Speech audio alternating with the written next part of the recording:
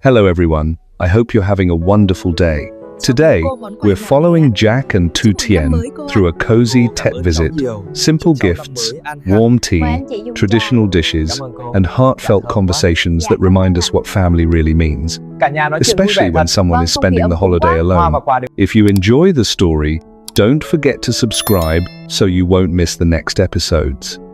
Tet morning arrives with that soft, hazy light that makes everything look gentler than it really is. A thin fog hangs low over the yard, and the air smells faintly of wood smoke from neighbors reheating last night's dishes. Inside the kitchen, Tu Tien moves quietly, almost like she doesn't want to wake the peace. She lines up dried sausages and smoked meat on a tray, checking each piece the way her hands have learned to check everything carefully, patiently, without waste. The borrowed oven sits warm and ready, and she keeps glancing at it with gratitude. Last year, she would have been standing over heavy smoke for hours, eyes stinging, hair smelling like fire for days. This year, the work feels lighter. On the table, 2 neat baskets wait near the door. Fruit, a box of tea, and a few small gifts wrapped simply items for Aunt Le and Uncle Bin. Nothing flashy. Just enough to say, "We remembered you. We came." Tu Tien wipes her hands on her apron and looks at the baskets like she's imagining the moment their relatives open them. She's not chasing praise. She's chasing that quiet Tet feeling, being welcomed, being included, being part of someone's beginning of year story. The front gate creaks and a familiar engine sound follows. Jack's white Ford Ranger rolls into the yard and stops gently, like he's trying not to disturb the morning. He steps inside with a smile that looks brighter than usual. "Happy New Year," he says, voice warm. Tu Tien turns, and Jack's expression shifts. He's clearly pleased with what he sees. He reaches out and straightens the collar of the new shirt she's wearing, as if the first day of Tet deserves careful details. "You look really good," Jack says. "New shirt, new year, it's good luck." Tu Tien laughs softly. "You sound like an elder." "I'm serious," Jack replies. "First day, you dress well. You start clean." Tu Tien's eyes flick toward the baskets again. "Are you ready? We should leave before it gets too crowded." Jack nods, then pauses. "Wait, I left something in the car." Tu Tien's heart jumps for no reason, the way it sometimes does when calm has been fragile for too long. She watches him step back outside, and she tells herself, it's nothing. Just a bag. Just Tet errands. Jack comes back in carrying a paper shopping bag that looks suspiciously like it came from a clothing stall. He sets it on the table like it's a prize. Tu Tien blinks. "What is that?" Jack tries to sound casual and fails. "Tet clothes."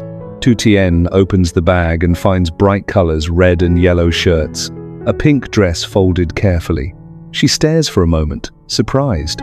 She hasn't worn a dress in so long that it feels like something for someone else. "Jack," she says, half scolding, half touched. "We don't need this." Jack leans against the counter.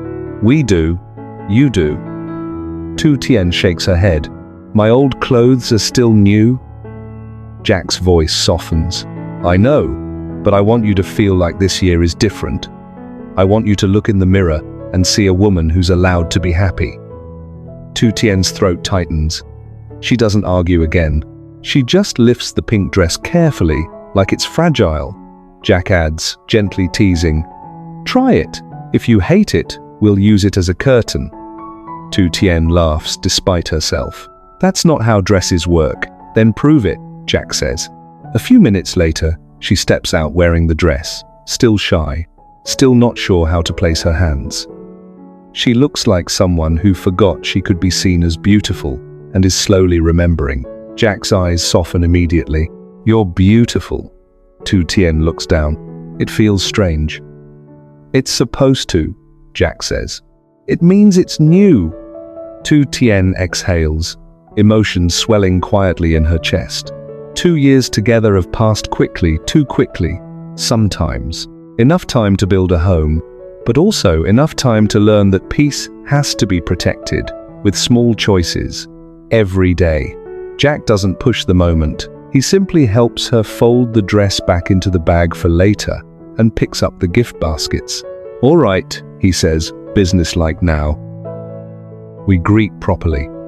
Tu Tien grabs a light jacket and checks the door twice, like she's always done since life taught her that forgetting small things can become big problems. Jack locks up and glances toward the corner where their cat likes to nap.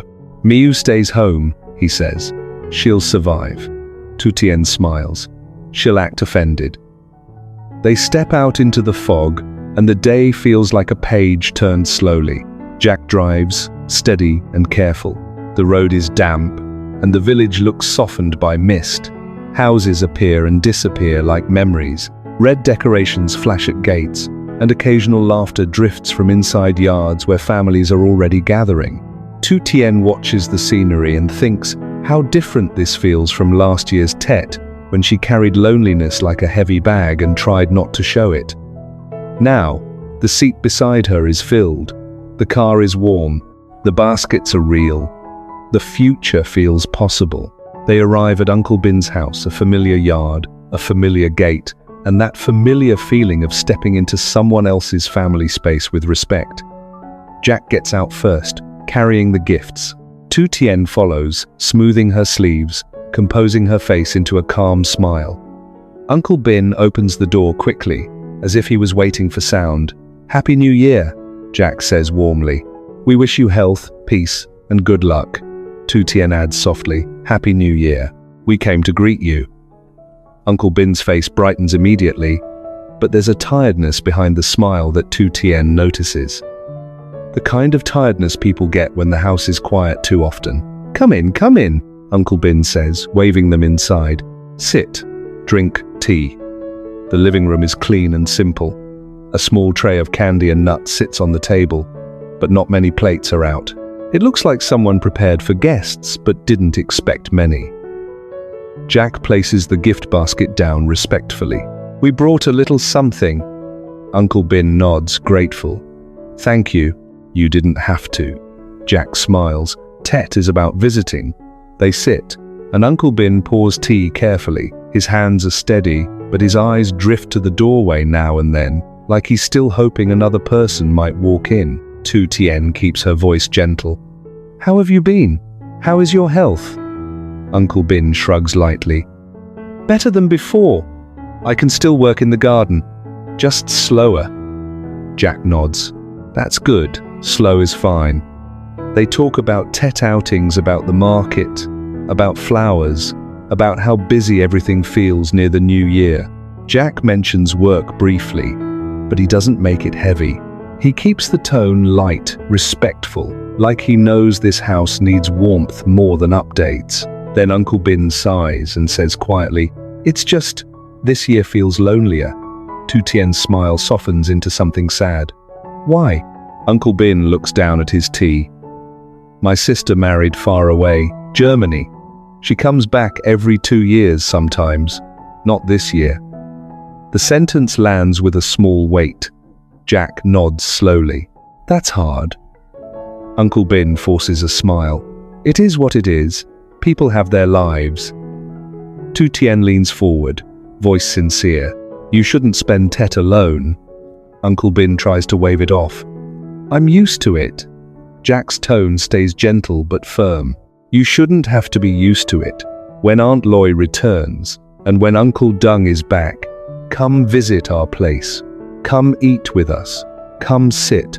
It will feel less awkward if we go together." Uncle Bin blinks, surprised by the invitation's seriousness. "You would want that?" Tu Tien nods immediately. "Yes, we want it." Uncle Bin's eyes shine briefly. "All right," he says. "If you go together, I'll go." They move the conversation toward the garden, the pomelo orchard, the harvest. Uncle Bin admits the harvest was good, but prices were low. The words are practical, but the tone carries quiet worry, the kind of worry older people don't always say loudly, because they don't want to be a burden. Jack listens carefully. "You did your best. Prices change, but your health matters more." Uncle Bin smiles faintly. "You talk like a son." Tu Tien's chest tightens at that. She watches the way the house feels clean, prepared, but still echoing. She realizes how many homes look like this during Tet. People do the work of celebration, but the people don't always arrive. After a while, Uncle Bin stands. I won't keep you too long. Tet is busy. Jack rises too. We can stay a bit. Uncle Bin shakes his head. I have plans at the temple later. You should visit others. Tu Tien stands, respectful. We'll come again, and we'll bring you to our place when Aunt Loy returns. Uncle Bin nods, gratitude turning his voice slightly unsteady. Thank you. Really. They say goodbye at the door. Uncle Bin's smile stays on his face, but when Jack and Tu Tien turn toward the car, Tu Tien can feel the loneliness settling back into that yard like fog returning after sunlight. Jack starts the engine slowly, then glances at Tu Tien. You're quiet. Tu Tien swallows. I don't like leaving someone alone on Tet. Jack nods, eyes forward. Then we don't leave him alone next time. As the car rolls away, Tu Tien looks back once more. Uncle Bin stands in the doorway, waving until the vehicle disappears. Into the mist, one figure, one quiet house, and a new year hope that feels fragile, but still alive. And as Jack drives toward the next visit, Tu Tien holds on to the feeling that family isn't only blood. Sometimes, it's the people you choose to return to. The road to the next relative's house winds through small lanes lined with bamboo fences and flowering plants that are just beginning to wake up for spring. The fog lifts little by little, and the light turns brighter, softer, more golden. Tet always does that starts quiet, then slowly becomes louder with life. Jack keeps one hand steady on the wheel and glances at Tu Tien occasionally, making sure she's comfortable. After the visit with Uncle Bin, her expression has a tender heaviness, like she's carrying someone else's loneliness in her heart. You did good back there, Jack says gently. Tu Tien looks at him. We did, but it still feels short. Jack nods. Tet visits are always short. That's why we have to make them count. They arrive at the second house a little before noon. The yard is lively. You can hear voices, clinking dishes, someone calling to a child to stop running with a cup in their hand. It's the kind of home that feels full even before you step inside. Jack parks carefully and gets out first, lifting the gift basket. Tu Tien follows, smoothing her sleeves again, composing her smile the way people do when they want to show respect and warmth at the same time. They walk in with clear, gentle voices. Happy New Year, Jack says. We wish you health, happiness, and good luck. Tu Tien adds, Happy New Year. May your home be peaceful and full. Aunt Le appears from the kitchen with flour on her hands, smiling wide. Oh, you came early. Come in, come in. Uncle Le follows behind her, laughing. You two look like you're dressed for a photo shoot. Jack smiles, slightly embarrassed. It's the first day. We try to look lucky. Aunt Le looks at Tu Tien with approving eyes. You look young, beautiful. That dress suits you. Tu Tien's cheeks warm. Thank you, Jack insisted. Aunt Le laughs. A good husband insists. They sit in the living room, and as expected, the table already has tea, candy, and fruit arranged neatly. Tet hospitality always appears faster than you can refuse it. Aunt Le pours tea and asks about their trip, about their work, about how the year ended. Jack answers politely, keeping the tone light. He mentions how they wrapped Ban Chung and gave them out, how Anna has been excited about every red decoration she sees, how they've been trying to live calmer. Aunt Le nods. That's the best kind of success. A calm house. Uncle Le leans forward. How is your company? Still busy? Jack gives a small smile. Still busy, but stable. Uncle Le claps his hands once. Good. A man's work is important, but a man's home is more important. Tu Tien listens, and the sentence lands softly inside her. She isn't thinking about money or business. She's thinking about what it means to be safe enough to sit in someone's living room and talk about the future without fear. Aunt Ly asks about the Tet market, about flowers, about whether they bought peach blossoms or kumquat trees. Tu Tien tells a small story about Anna yelling "red" at every stall and clapping at the drums like she was part of the festival. Everyone laughs. Then the conversation turns, naturally, toward food, because Tet in Vietnam is always food, memories, and the meaning behind it. Aunt Ly gestures toward the kitchen. We wrapped ban chung with my sister. We stayed up late. My back is still angry. Jack laughs. I understand. I wrapped too. My cakes looked like they had been through a storm. Uncle Ly chuckles. You wrapped? Really? Jack lifts his chin with mock pride. Yes, I can prove it. Tu Tien adds, amused. He improved by fear. Aunt Ly laughs. That's how husbands learn. Jack's tone softens. But it was good. It felt like the house was alive. Aunt Ly nods immediately. Exactly. Without ban chung, Tet feels incomplete. Even if you buy it, it's not the same. When you wrap it, you wrap your effort into the new year. Tu Tien's eyes soften. That's true. They stay for a little while longer. But like Uncle Bin said, Tet is busy, and every house has a schedule of visits. Aunt Ly mentions nieces and nephews coming soon. Uncle Ly mentions having to go by the temple later. Jack stands, respectful. We won't take too much time. We just wanted to greet you properly. Aunt Ly waves her hand. You came. That's already enough. Tu Tien bows her head slightly. Thank you for welcoming us. They say their goodbyes, exchange the final blessings, health, peace, prosperity, and a year without trouble. As they walk back to the car, Tu Tien feels that familiar tug again, the warmth of being welcomed and the sadness of leaving quickly. Jack notices it. Next time, he says softly, we stay longer. Tu Tien nods. Next time. On the drive home, they pass roads filled with Tet scenery, peach blossoms behind motorbikes, kids running in new clothes, older women carrying trays of food to relatives. The world feels like it's moving in a loop that has been repeated for generations, and somehow that repetition feels comforting. When they reach their lane, the yard looks bright. The decorations Jack put up earlier in the week are still neat. The string lights are still there. Their home looks like a place that survived. Tu Tien steps out and pauses for a second, breathing in the air like she's checking if the calm is real. Jack closes the car door and follows her gaze. Looks good, huh? Tu Tien smiles. It looks like we belong here. Before they can fully settle in, the gate creaks again. A young woman steps in, holding a small gift bag and smiling wide. It's Mia, someone familiar, friendly, full of youth energy, like a bright spark. Happy New Year, Mia says, voice cheerful. Jack smiles. Happy New Year? Tu Tien smiles too. Happy New Year. Come in. Mia looks at Tu Tien with wide eyes. Wow, you look so young. And that shirt's so nice. Tu Tien laughs softly. Jack bought it. Mia turns to Jack with a teasing grin. You're spoiling her.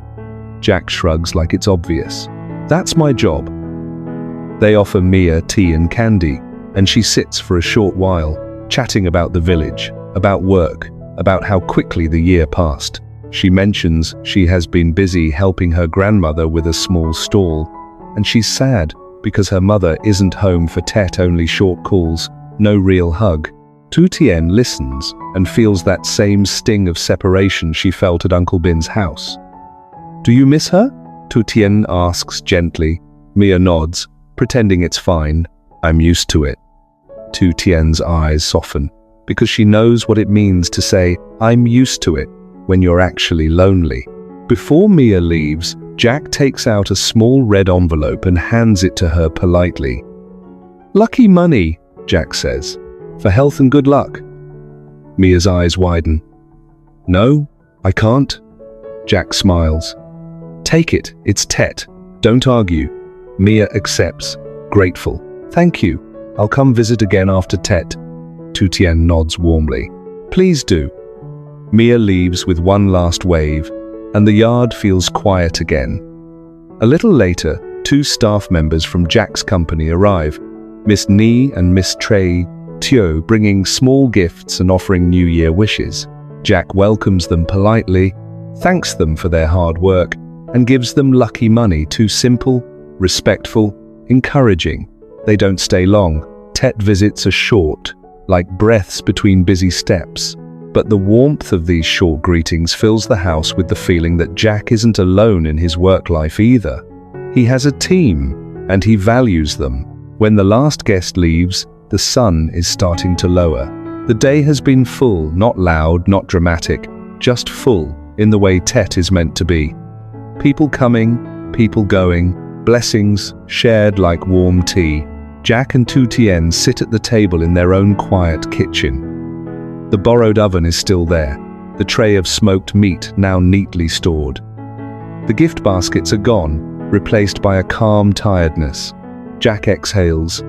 I'm glad we came home early. Tu Tien nods. Me too.